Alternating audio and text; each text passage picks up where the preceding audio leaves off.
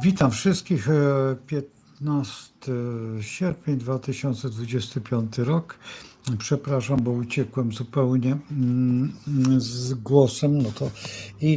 Spóźniłem się dlatego, że miałem urodziny lwa i po prostu one miały być planowane za tydzień, ale ponieważ wyjeżdżają na dłuższy weekend, no bo to zrobili dzisiaj specjalnie dla mnie. Specjalnie dla mnie, a ja nie mogłem odmówić, bo to jest bardzo ważne. No zresztą słuchajcie, no co lwu nie odmówić, to tylko się narazić, albo was zje, albo zaryczy no i po co wam to? Tak? No więc z lwem się nie dyskutuje, tylko się posłusznie wykonuje jego polecenia, bo to król zwierząt, no zodiaku nie, ale to wiecie jak to jest. No, czasami warto się uzależnić od kogoś ze względu tylko wyłącznie na przyjaźń. Tak się przyglądam, coś mi się tu nie podoba. No oczywiście odcinek 20, słuchajcie, jeżeli chodzi o pana Trumpa, to wiem, że dopiero dociera tam w to miejsce, bo oglądałem Andiego Choińskiego przed sekundą, nie wiem, czy oni już zaczęli, czy jeszcze nie zaczęli, ale chyba nie, bo tak jak z opisów to pamiętam, że tam dosyć późno to będzie, także właściwie będzie jutro. No i teraz te osoby, które oglądały moją wypowiedź na temat tego filmu, znaczy filmu, który zrobiłem na dzisiaj, który puściłem chyba o 18, bo to maszyna zrobiła, nie ja. Ale widziałem dosyć sporo wejść. No i mam nadzieję, że chyba zrozumieliście. Chyba zrozumieliście to wszystko, że to, co się dzieje, bo trzeba brać pod uwagę jeszcze jedną rzecz, że Rosjanie boją się Chin na 100%. To nie jest tak, że Putin się nie boi, bo jeżeli by nie bał się, to by tutaj do obrony no, nie zabrałby Koreańczyków, tylko by wziął Chińczyków. Czy na przykład jeszcze jakiś inny kraj, a jednak się bał. Turcja wiadomo, że zrobiła dosyć duży gest w kierunku Rosji, przepraszam, tu w kierunku Chin. Popatrzcie, myślę zupełnie. Muszę ochłonąć jeszcze, bo dopiero co wszedłem. I teraz, jeżeli Turcja troszeczkę, słuchajcie, jest chyba ciemno. Czy zapalić światło, czy też nie? Bo mam niezapalone. Jeżeli możecie, to napiszcie, czy zapalać, czy nie, bo ja jestem przy świetle zupełnie innym. Jeżeli wam ciemno, to mogę zapalić. Albo słuchajcie, zapalę i zobaczymy, jak będzie. Przynajmniej jedno.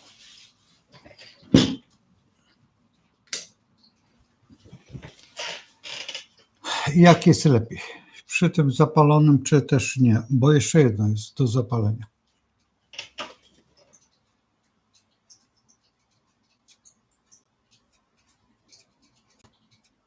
Witam, Robercie. Jagoda, w ogóle witam, Sun, witam, Maria. Tak może być jak teraz, czy lepiej to światło zlikwidować i czy tak może zostać?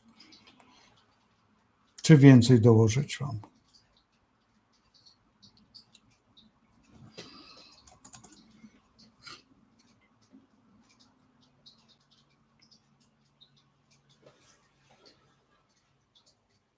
Dobrze, Robert, to ja dziękuję bardzo. I słuchajcie, Rosjanie się boją Chin. Nie ma gadania. Dzisiaj się Chin. Dlaczego? Dlatego, że Chiny są dziwnie ekspansywne. Zresztą wiecie, jakie są Chiny. Zbudowały sobie mur i wychodzą poza mur. Do Chin, po dodatku Chińczyków jest bardzo dużo i to jest jedna z większych armii na świecie, która by mogła wejść i opanować kompletnie każdy kraj. Zresztą to tu ukrywać, Syberia jest opanowana przez Chińczyków i Putin, podejrzewam, że ma tą świadomość. Oczywiście, że oni się będą bardzo przyjaźnić, Ze względu na prostą rzecz, na bolszewizm, czy na ten marksizm, czy leninizm. Obojętnie, tam mało było, ale no wiecie, na ten układ komunistyczny, zresztą Chiny, czy to jest kraj komunistyczny? No, nie wiem.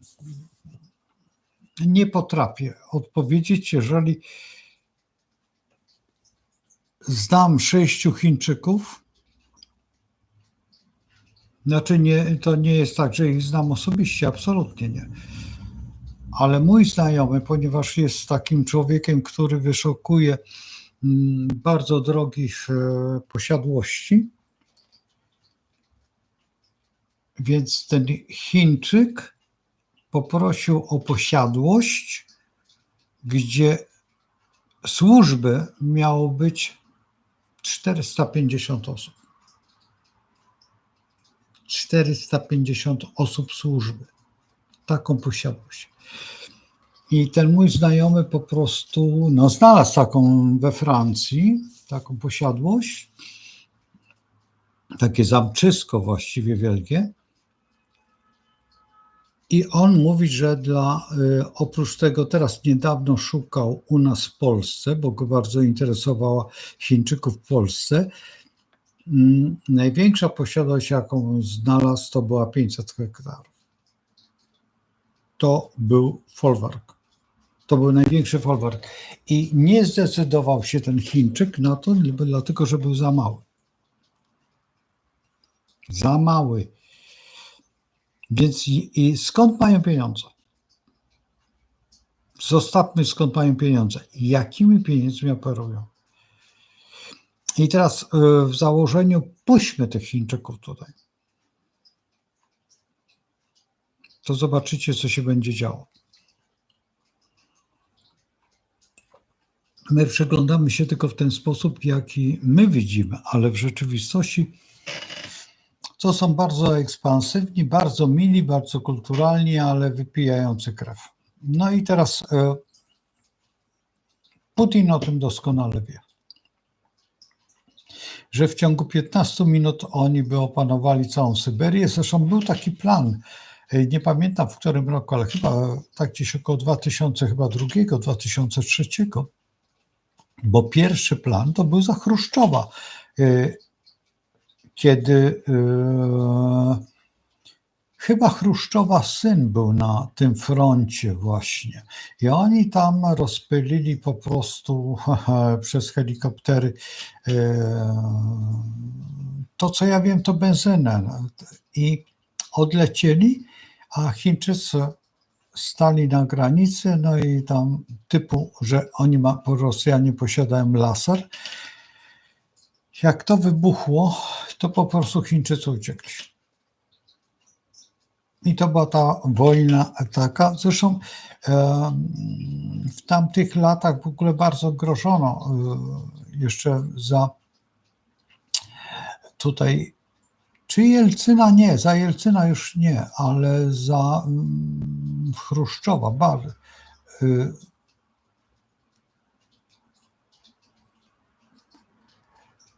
bardzo grożono, ale teraz się zastanawiam, przepraszam, za Breżniewa jeszcze straszono, bo uciekło mi to nazwisko, pomyśliłem Chruszczowa z Breżniewa. Chruszczow to był ten, który, pamiętacie, w ONZ-cie walił tym butem.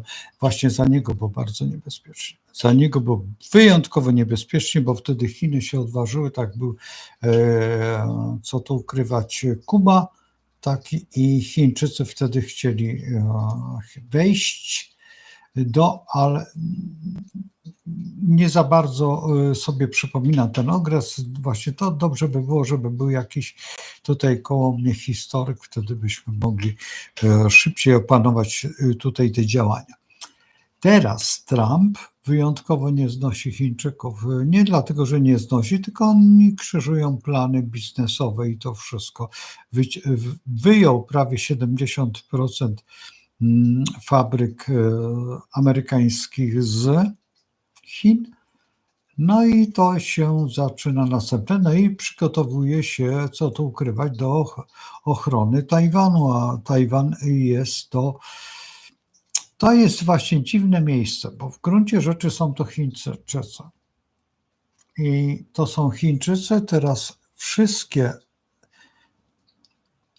inaczej pójdźmy. Pójdźmy normalnie drogą medyczną. Jeżeli w Mongolii jest profesor akupunktury i wykłada na uczelni w Ulaanbaatar, jedziemy do Pekinu, spotykamy tego samego profesora. Jedziemy na Tajwan, ten sam profesor jest. Więc proszę mi wytłumaczyć, jak to jest możliwe. Ja mówię o akupunkturze, czy na przykład o jakimś ziołolecznictwie, bo dla mnie jest to zagadka, bo niby oni się nie lubią. Niby jest jakiś antagonizm, jest jakiś coś tam. Co jest, rozmawiałem z człowiekiem, który pracował bardzo długo w Hongkongu, Polak. I on mi tłumaczył na tej zasadzie, że mówi, wiesz, to jest nie do pomyślenia, ale jeżeli on jest na jakimś poziomie, to on może normalnie podróżować gdzie chce. Mówi, czy do Polski przyjedzie, czy do Stanów, czy gdzie, obojętnie gdzie, normalnie podróżują. Z tych tak zwanych wysokich sfer. Więc znaczy to, że oni mają jakąś taką cichą, wiecie, podpisaną umowę. No więc jak to jest możliwe, jak było z Hongkongiem? Bo na przykład on mieszkał wtedy w Hongkongu, kiedy Hongkong przechodził pod działanie Chin. Ja mówię, coś się zmieniło? Mówi, właściwie nic. Dla przeciętnego pracownika, czy przeciętnego, nawet Chińczyka, nic się nie zmieniło. Ja mówię, czy on może pojechać do Chin? Mówi, tego się nie orientuje, ale oni się nie wybierają nigdzie. Raczej do Hongkongu się wybierają Chińczycy. Chińczycy jako Chińczycy nie wybierają się do gdzieś tam i bardzo możliwe, bo druga sprawa, czy oni mają tam rodziny. Przecież ten Hongkong bardzo długo jednak istnieje był w zarządzie tego wolnego miasta, więc możliwe, że już, jak to się mówi, pokoleniowo wymarli, tak? Bo Tajwan może mieć, bo uciekali na Tajwan, więc tutaj może być zupełnie inaczej. Do Hongkongu nie uciekano, a wręcz to byli ludzie, którzy mieszkali tam od lat i możliwe, że dlatego też jest taka różnica, tak mi odpowiedział. Następna sprawa teraz, jeżeli pomijamy tutaj Stany Zjednoczone, to największy interes może popsuć tylko wyłącznie Europa. I teraz, jeżeli Europa ogólnie jest bykiem, no to trzeba brać pod uwagę, że no niezbyt ciekawie to wygląda, jeżeli byk by chciał mieć coś wspólnego z rakiem. Niby sekstyl, ale pamiętajmy o tym, że w Europie jeszcze są inne kraje, których przypuśćmy tak, sporo ma do powiedzenia Anglia, sporo ma do powiedzenia, tutaj ja mówię o tych krajach, które są związane z lwem, no i właśnie Turcja, która przyjęła właśnie tutaj taką dziwną sytuację, gdzie właśnie wylansowała zupełnie inny model myślenia, bo Turcja, jakby nie było, jest w NATO, przeszła na stronę, cały czas utrzymuje z Rosją, no i ostatnio z Chinami bardzo dobre układy i zrobiono sobie tą taką ścieżkę tutaj towarową, no więc to może bardzo zirytować raz Putina, drugi raz Trumpa. I te sytuacje są wyjątkowo wredne i wyjątkowo nieprzyjemne. Putin jest wagą. I teraz, jeżeli patrzymy tutaj na Chiny, to nie jest to dobra sytuacja. Nie jest to dobra sytuacja, dlatego że tutaj jest kwadratura. I teraz dla bliźniaka z kolei Chiny dla Trumpa. Chiny są bykiem, więc są tym motorem pracy, motorem zysku, motorem tego wszystkiego. No ale to się popsuło i to przez Chiny i teraz trzeba brać pod uwagę, że w tym momencie Trump staje się niewygodny dla Chińczyków. No i najchętniej by się jego, no co tu ukrywać, pozbyli. No, powiedzmy, że tak. Z tym, że trzeba brać pod uwagę, że Chińczyków jest pełno wszędzie. Gdzie jest najwięcej Chińczyków? Najwięcej Chińczyków jest oczywiście w Afryce w tej chwili. I Afryka staje się takim fragmentem, który trzeba przemielić na stronę. Rosjanie, tam gdzie byli Rosjanie, tam są w tej chwili Chińczycy. I Chińczycy wykupili kompletnie te kraje, że te kraje są właściwie na pasku Chin. I tutaj Rosjanie zbagatelizowali to przez ostatnie 15 lat. Zresztą akurat nie jestem w tej chwili, bo bym pokazał wam film rosyjski na temat Afryki, co byłem bardzo zdziwiony, jak go kupiłem normalnie w sklepie, w jakimś sklepiku i z dubbingiem polskim. I tam są Rosjanie, gdzie właśnie są na terenie Afryki.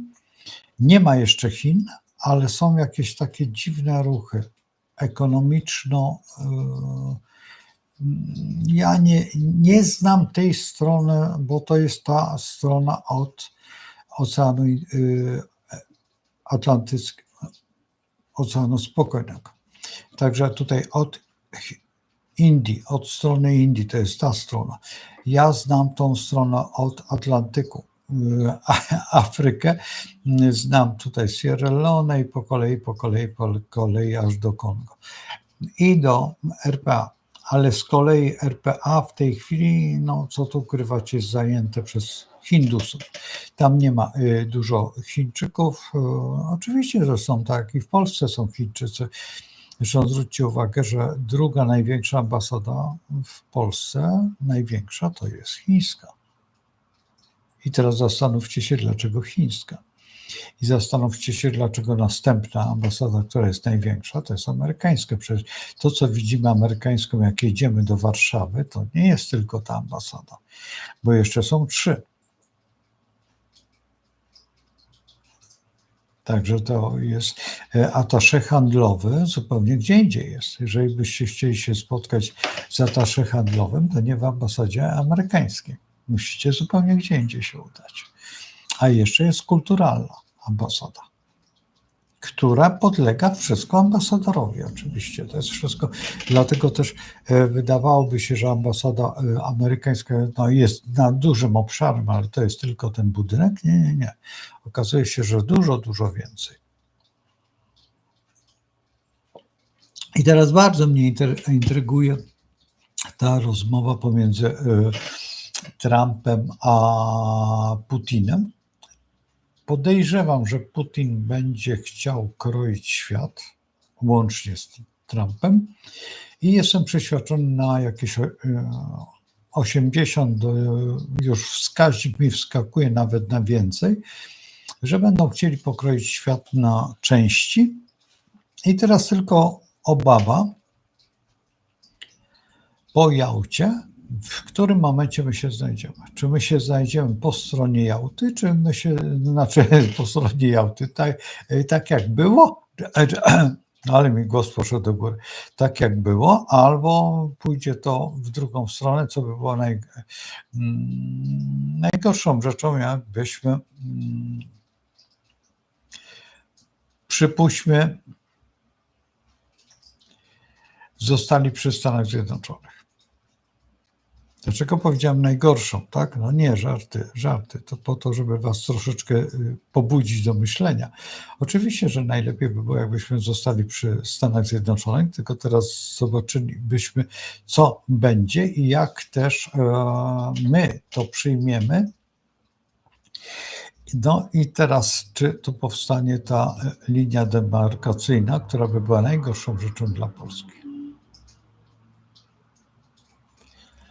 Czy Władimir Putin będzie prowokował do aneksji? Na pewno już będą rozmawiać jeszcze dzisiaj na temat, jeżeli w ogóle chce zająć Litwę, Łotwę i Estonię, co dla mnie Litwa, jeżeli zacznie sama domagać się tego, to mogą zająć. I Łotwa również. Estonia raczej nie.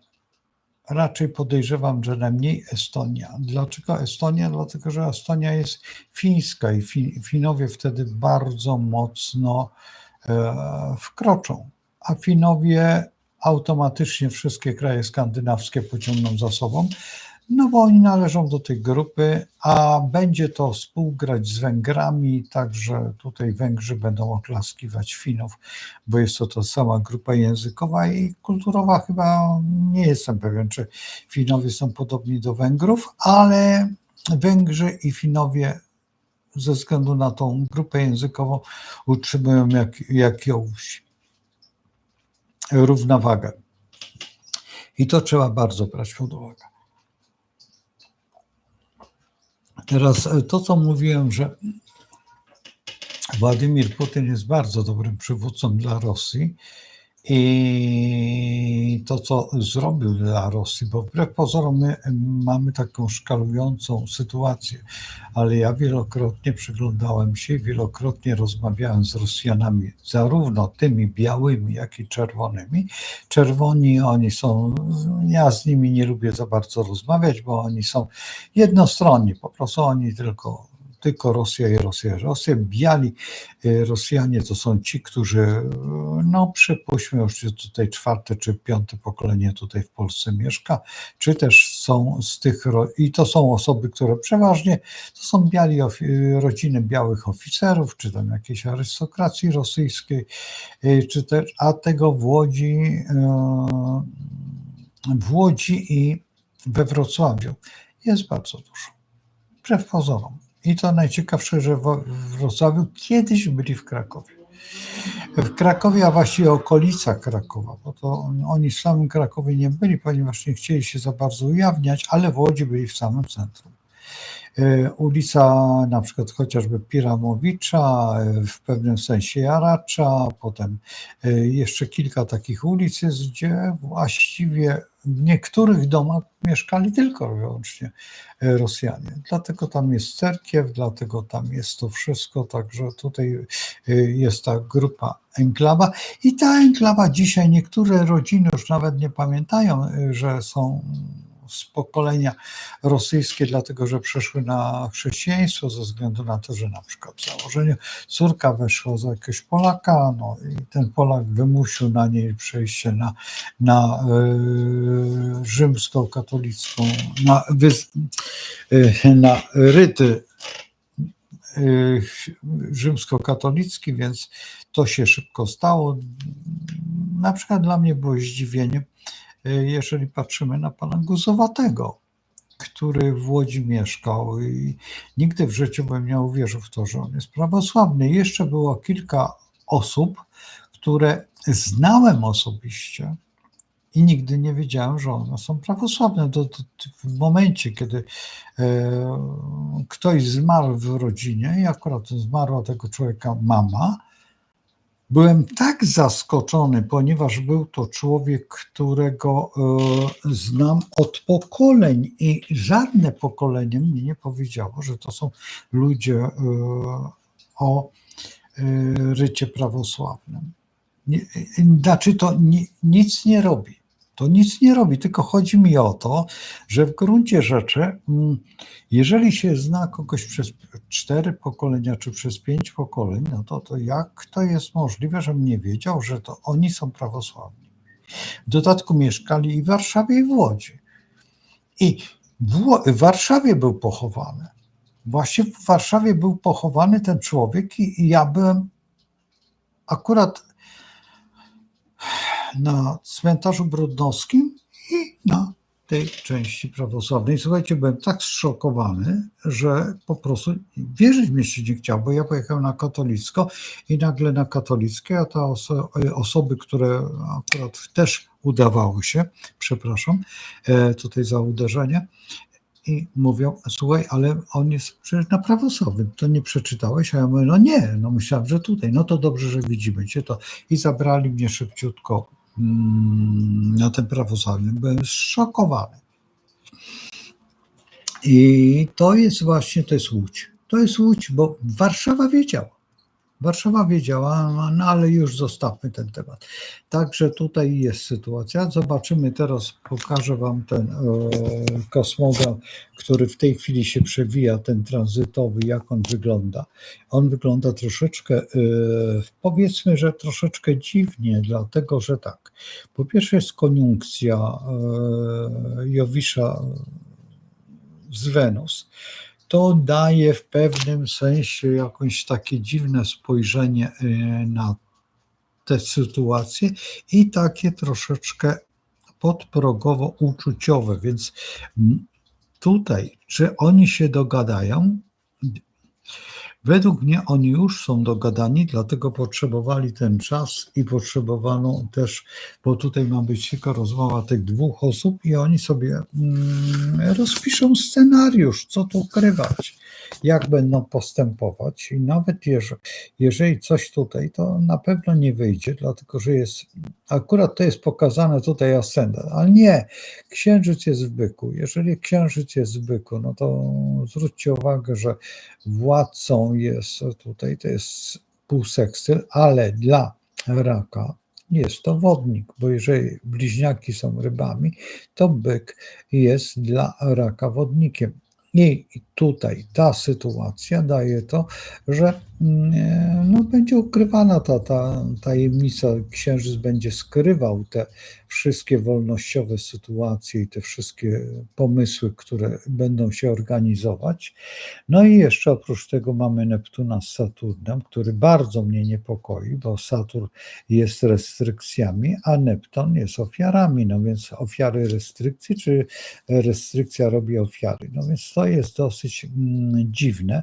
No i w tej chwili właśnie ta wojenka na Ukrainie, ona odzwierciedla właśnie ten charakter. I teraz co będzie się działo, w jaki sposób? Teraz popatrzmy sobie na Plutona.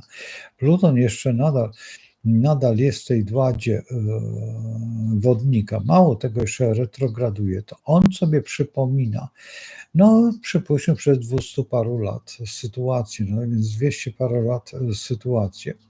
Jeżeli bierzemy taką, no to bierzemy jeszcze carską. No więc nie ma co się dziwić, że Władimir Putin idzie w tym kierunku, przypuśćmy, proklamacji tej wielkiej Rosji, tej wielkiej niezależnej. My mówimy na to, że to jest właśnie ta sytuacja związana z komunizmem. Tutaj nie można brać tego to z komunizmem, tylko trzeba brać to bardziej z Rosją, typowym rosyjskim zachowaniem, a Rosjanie mają coś w sobie, że oni są mocarstwem. Mają i oni w rozmowie to Ameryka jest, to nie jest mocarstwo, to jest tam, oni są mali. My jesteśmy potężni i zaczynają sypać tymi swoimi mądrościami, czyli powierzchnią, ilością rzek, ilością wodospadów i jezior, i mórz, i zaczynają przytłaczać tą całą historię, historią nas. No i w tym momencie my po prostu uważamy, że Rosja faktycznie jest potentatem, jest wielkim molosem, bo i jest. Jest, tylko że to jest, jak to się mówi, moloch na glinianych nogach. To nie jest golem, ten czeski, a raczej kolos na glinianych nogach, co czasami powoduje to, że no, tonie w bagnie swoich myśli. Ale Władimir Putin jest to wyjątkowo twardy człowiek i szalenie pozytywny właśnie dla jednych i drugich Rosjan. Ja mówię o tych białych i czerwonych. Także tutaj trzeba się także ja jestem na 100% pewien, że Putin będzie tutaj stawiał warunki, a Trump będzie ulegał tym warunkom, czy będzie negocjował. Zresztą Trump wyjątkowy jest negocjatorem i zobaczymy, będziemy już jutro cokolwiek wiedzieć. Ja usiądę i dzisiaj spędzę tutaj na YouTubie i tam jeszcze gdzie indziej, jak to będzie wyglądać, ale w gruncie rzeczy chciałbym jednak, żeby dogadali się i chciałbym jednak, żeby Polska była po tej stronie pana prezydenta Trumpa i chciałbym, żeby nie była tą linią demarkacyjną. Nie za bardzo mnie się to podoba. Ja rozumiem, że jest ta oblast kaliningradzka, to nie jest istotne, to jest bardzo wąski odcinek i to sobie można dać radę. Ale tutaj, jeżeli by na przykład Ukraina zniknęła albo na przykład Ukraina została podzielona, tak jak chcą to nie tylko Węgry, ale przede wszystkim Mołdawia, dlatego w Mołdawii i w Rumunii tam rozpętano tą wielką wojnę, żeby czasami im nie odbiło, bo gdyby tam był ten człowiek, to by od razu Rumuni i Mołdawianie, ponieważ to jest prawie ten sam naród, tam niewielka różnica jest, a w dodatku w tej jednej Mołdawii, w tej jednej części jest bardzo dużo Rosjan. Więc to automatycznie by się stało wejściem i podzieleniem Ukrainy na szczątki. W dodatku Słowacja wyjątkowo chętnie by przyjęła swoich rodaków, których tam pozostawiła, bo ich jakoś tam zabrano. A co tu ukrywać, pan Sikorski kiedyś o tym powiedział przecież wyraźnie, że pan Putin do niego, dlaczego nie bierzecie wtedy, kiedy były zielone ludziki. I wtedy to był sygnał, który do tej pory ten sygnał jest. Do tej pory ten sygnał jest i my mając tutaj, jeżeli patrzymy na pana wtedy Kaczyńskiego i nie tyle, ale ta świtę PiS-u, która miała okazję wjechania polską technologią na Ukrainę, oni myśleli, że na tej zasadzie, że zrobią ten Ugropol, który nie jest wcale takim mądrym posunięciem. I dlatego te beznadziejne decyzje, które są dla nas, co tu ukrywać, przepraszam, ale niszczące. I ten cały układ, dobrze, że Władimir Putin wszedł bardzo militarnie i automatycznie skończył się ten COVID, bo gdyby COVID był nadal, to by ten COVID byśmy byli zainteresowani zupełnie czym innym, a nie tym, co potrzeba. Proste. Co tutaj się martwić? Nie ma gadania, tutaj jest. Także ja w tym momencie uderzam bardzo silnie w kierunku człowieka, którego uwielbiam, czy pana Kennedy'ego, który wyjaśnia nam wszystkie sfery, jakie są, które w tej chwili w rzeczywistości nawet ludzie z dużą aprobatą jakby tego bycia i wolności nie pojmują, co robi dokładnie pan Kennedy. I to, co dzisiaj było rano w stosunku do emerytur i tego lecznictwa społecznego w Stanach Zjednoczonych i tych zapomóg systemu emerytalnego dokładnie. Co zrobiono po studniach? Jak przeszacowano każdą osobę w Stanach Zjednoczonych, która pobierała jakiekolwiek pieniądze od systemów. Niekoniecznie państwowych, tych emerytalnych konkretnie. Jak to wygląda? Więc to są sukcesy, które tutaj trzeba by było przenieść, a teraz macie dokładnie to KP coś tam, które roztrwoniano nasze pieniądze i teraz porównajcie sobie te dwie rzeczy razem. Tutaj jest tak, a tutaj jest tak. W tym samym czasie. To jest ten sam czas. To jest, jak ktoś powie, 2 tygodnie różnicy, to nic nie ma wspólnego. To jest ten sam czas. Także mamy dokładnie wyjaśnienia, które są, i to są przerażające wyjaśnienia. Słuchajcie, to są tak tragiczne wyjaśnienia, że po prostu to przekracza jakby zdrowy rozsądek. Ja przeczytam, co wy piszecie.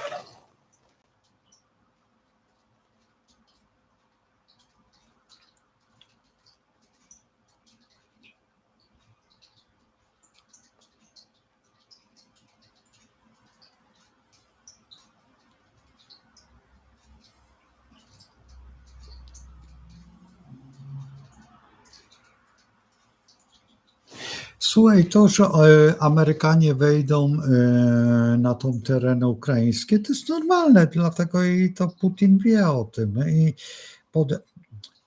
odpowiedzmy sobie, czy Amerykanie są w Rosji?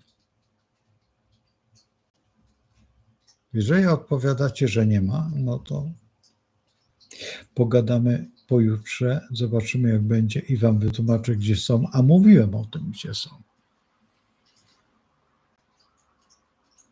Tylko prawdopodobnie nie chciało wam się poszukać. Właśnie w dzisiejszym filmie porannym mówiłem.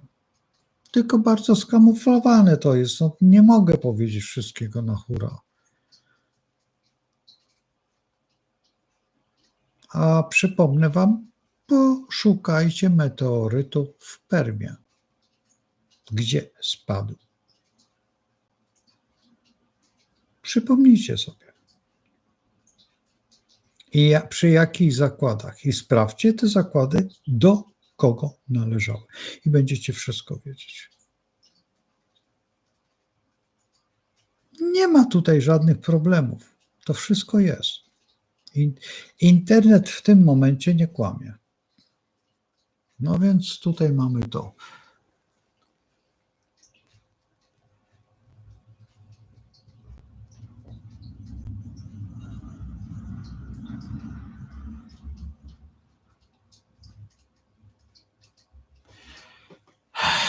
To już nie.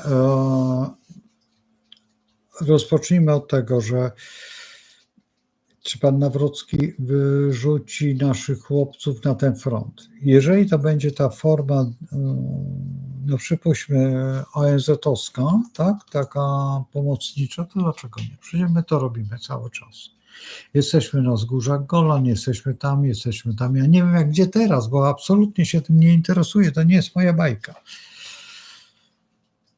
Absolutnie nie wiem i nawet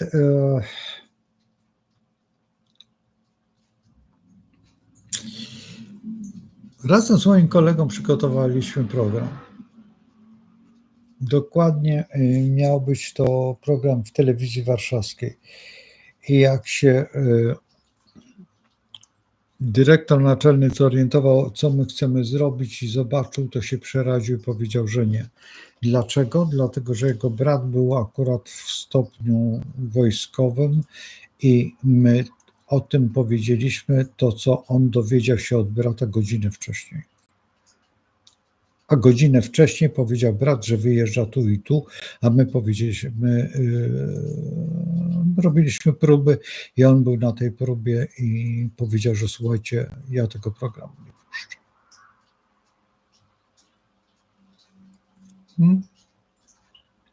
A szło dokładnie o miejsce, o którym też mówiłem parę dni temu, o człowieka, który został wielkim mistrzem na Malcie. Na tej wyspie. A przecież wiecie, kto to był. Najmłodszy król, który zginął. Niby to. No więc przypomnijcie sobie, ile lat to było wstecz. I macie dokładnie doświadczenie. Przepraszam, nie będę mówił otwartym tekstem, bo raz, że tutaj YouTube sobie wymyśla jakieś swoje algorytmy i wyłapuje jakieś słowa, a takich słów nie zna, a poziom tych ludzi, którzy wyłapują, no jest po prostu tak ograniczony, że to się w głowie nie mieści. Zresztą dzisiejsza młodzież jest ograniczona. To ja mogę rozmawiać z osobami, które są w moim wieku i troszeczkę młodsze. No i osoby zainteresowane oczywiście, bo te osoby zainteresowane potrafią po encyklopedii się świetnie poruszać, a jak nie, to Google. I to jest tylko to. Więc tutaj nie ma wielkiego jakby coś mi tutaj, ale byłem na tym świeżym powietrzu, jak ja jestem na tym świeżym powietrzu, to mam kłopoty. Nie wiem, muszę chyba jednak pójść do jakiegoś alergologa, bo to laryngolog niepotrzebny.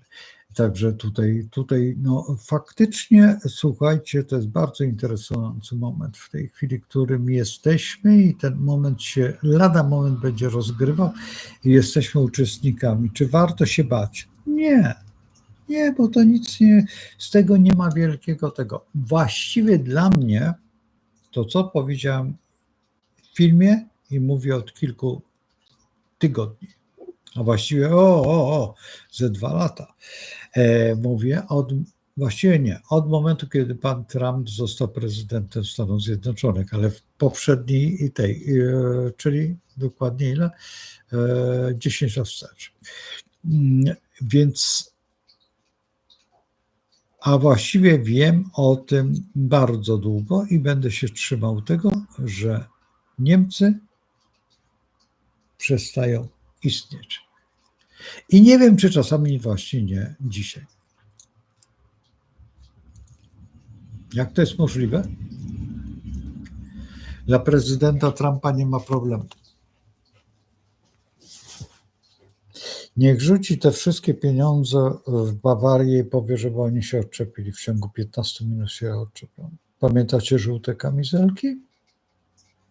W Stanach, ale to robił kto? Biden.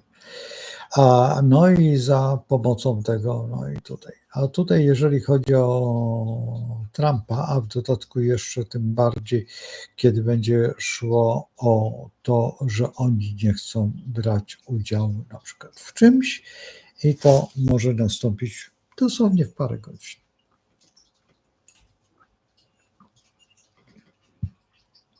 W dodatku, co tu ukrywać, Niemcy, nie jest to spójny naród. A w dodatku dzisiaj ci, którzy mieszkają w Niemczech, wiedzą, że jest garstka ludzi. To jest garsteczka ludzi, którzy podskakują jak wszy na grzebieniu. A jeżeli tylko podrzuci się troszeczkę finansów nacjonalizmowi niemieckiemu, który Niemcy wyssali z dziadkami, tam nie u matki, a od dziadków wyssali genetycznie, więc oni błyskawicze, a jeszcze tym bardziej Bawaria i tym bardziej Tyrol. Tyrol to jest Tyrol. Tyrol nie jest takie, jeżeli im się mówi, że oni są jednymi spadkobiercami kultury Goethego i no to natychmiast. Chociaż nie wiem, czy Goethe był Bawarczykiem, no ale chociażby Liszta i jego zięcia, to, czyli Wagnera. No. Węgrzy się ucieszą, a Bawarczycy zdobędą laury, bo oni mogą. Także tak to wygląda. Także ja bym tutaj, jeżeli chodzi o te wojska, to no nie wiem, tutaj Obawiam się, że nasi wojskowi bardzo chętnie pójdą na to. Bo wiecie, o co chodzi, o pensję. W dodatku my jesteśmy bardzo dobrze wyszkoleni, mamy wyjątkowe, dobre zaplecze tutaj działań. A jeszcze jedna rzecz, też trzeba brać to pod uwagę, że w takim momencie ktoś to finansuje. I na przykład w krojeniu ciasta typu UK, no nie wiem, czy nie warto by było brać udziału, bo jeżeli teraz nie będzie nas, no to co? To co odzyskamy? Kłopoty z KPO? Czyli to są ogromne pieniądze. Rozwalając ten kraj tutaj, ten za Odrą, wchodząc tutaj, nie będziemy mieć tych podżegaczy, bo to są podżegacze, co tu ukrywać, to było widać po wyjściu z powstańców z Powstania Warszawskiego, jak oni postępowali.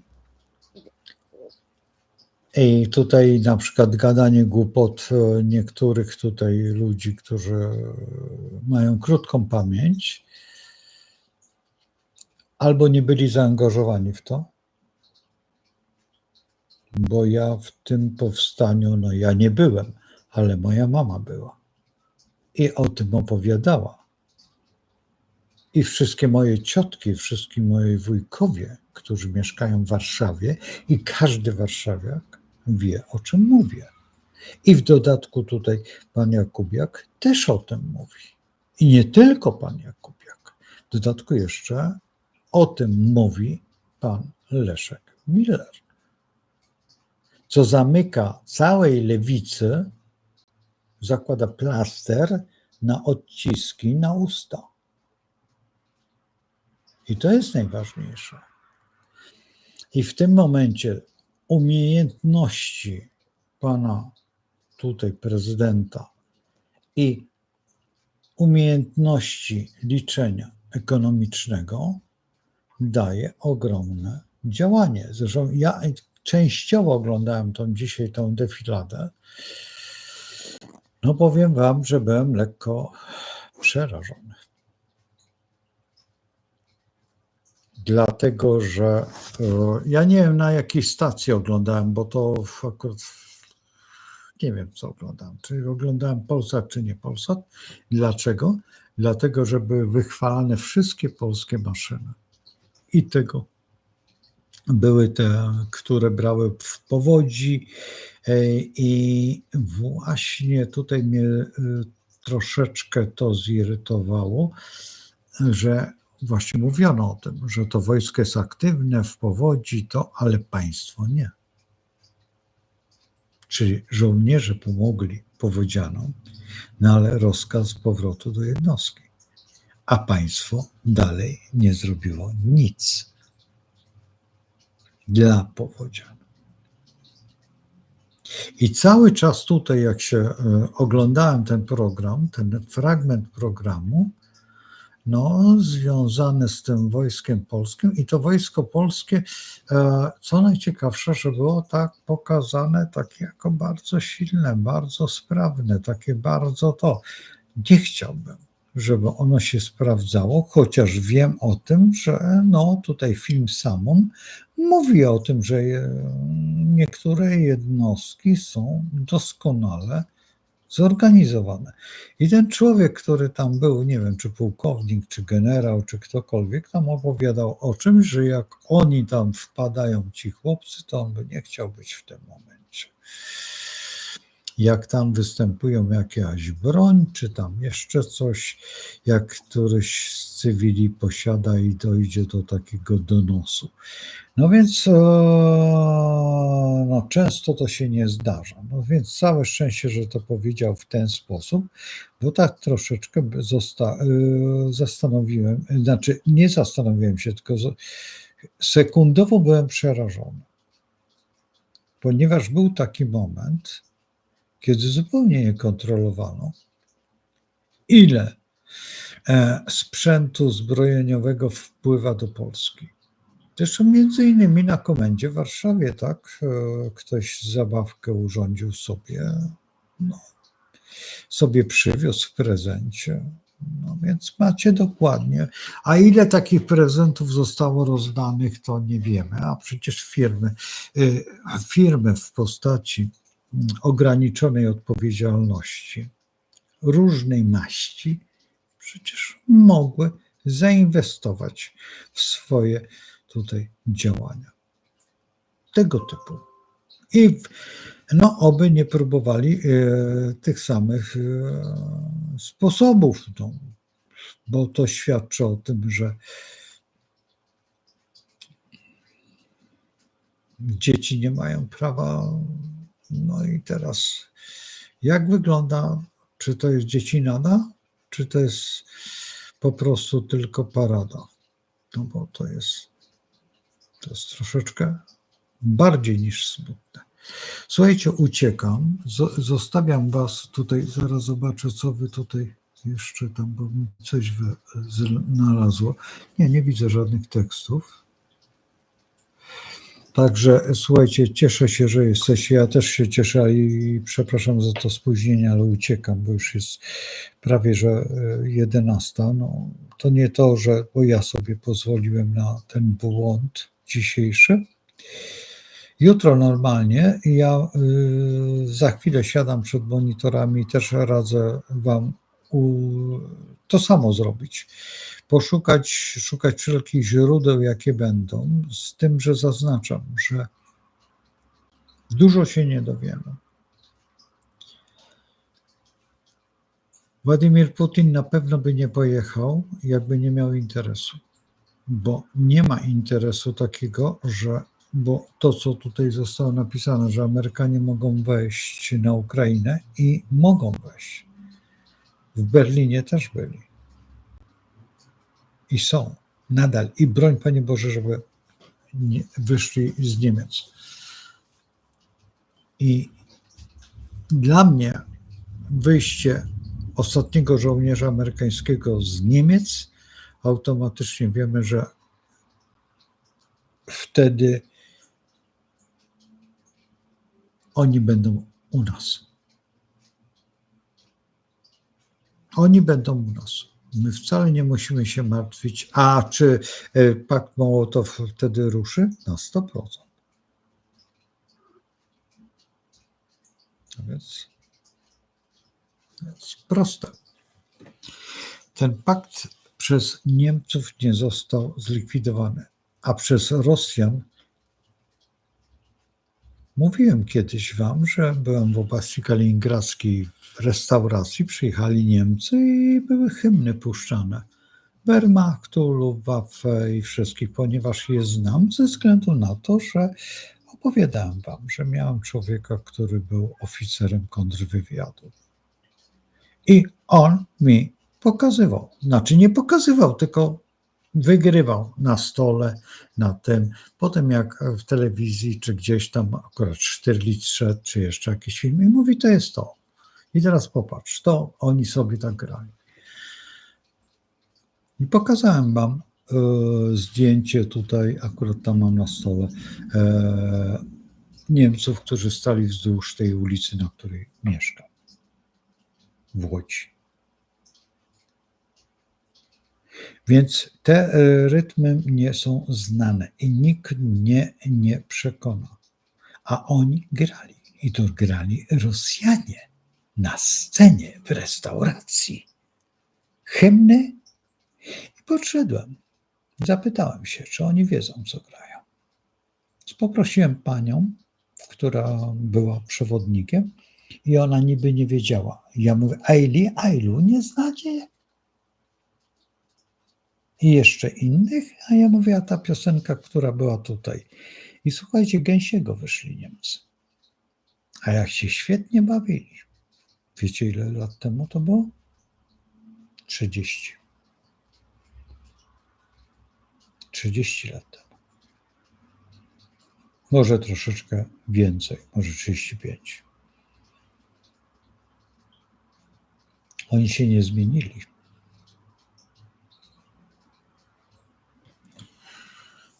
Słuchajcie, żegnam was i otwórz, panienko, okienko na wschodnią stronę. Pamiętacie tę piosenkę? No więc o co chodzi? No a na zachodnią to żal. Tamte piosenki były fantastyczne. Obyśmy nie tworzyli nowych piosenek. I nie róbmy żadnych numerów, tylko bądźmy spokojnej myśli, bo też wytwarzając te wszystkie myśli, tworzymy to, co byśmy nie chcieli, a chcieli. Wiecie, myślokształty są przerażające. Jeżeli teraz zaczniemy myśleć o jednym, wszyscy jak jeden mąż, to się stanie.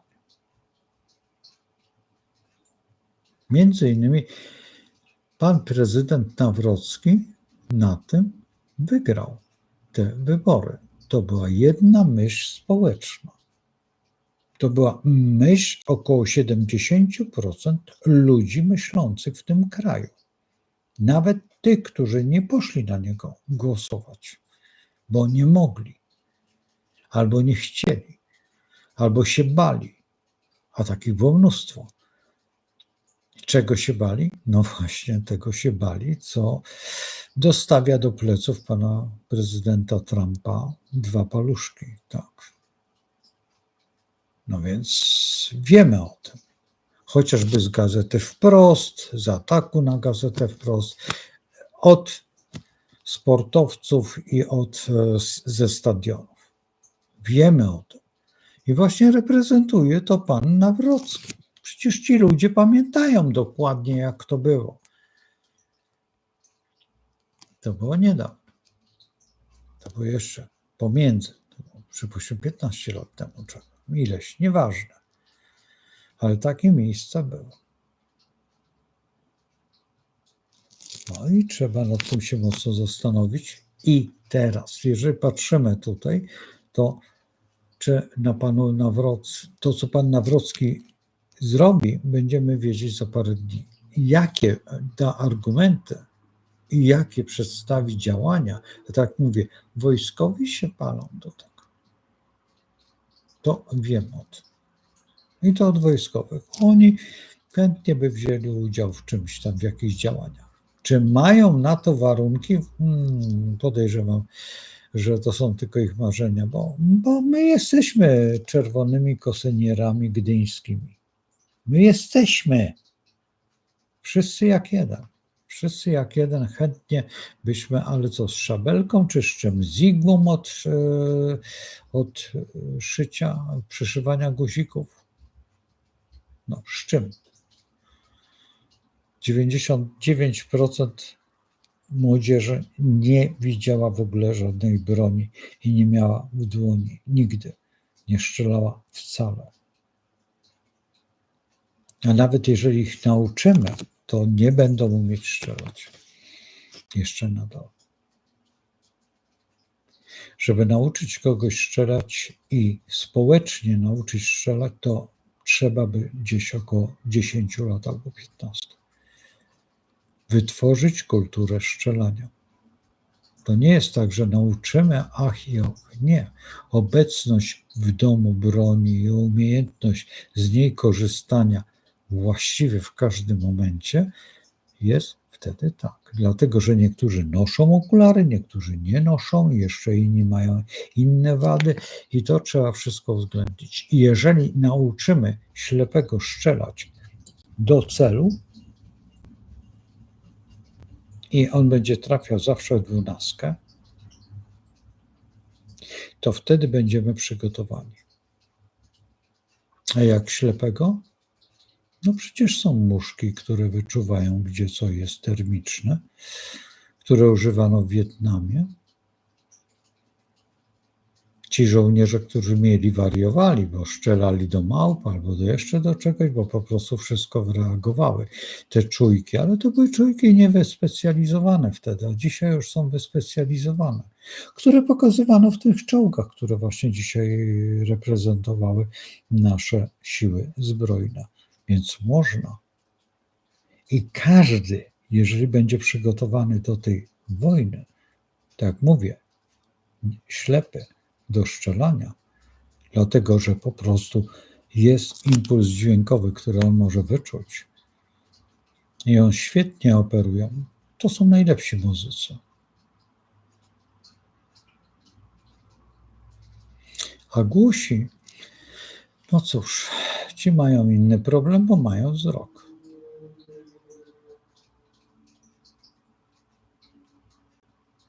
I wtedy tak, jeżeli wszyscy będą przygotowani, ale to nie mogą być zrobione na zasadzie tego uczenia wojskowości w ten sposób. To musi być na zasadzie patriotyzmu. Patriotyzm, tak, bo wtedy stworzy takich ludzi, jak była moja mama, jak byli wszyscy ci, którzy uczestniczyli w powstaniu warszawskim. To byli patrioci, bo nie uciekli z tego powstania, a była szansa. Zostali, byli, wytrzymali. Tylko nikt nie przyszedł na pomoc. Dobranoc z Bogiem.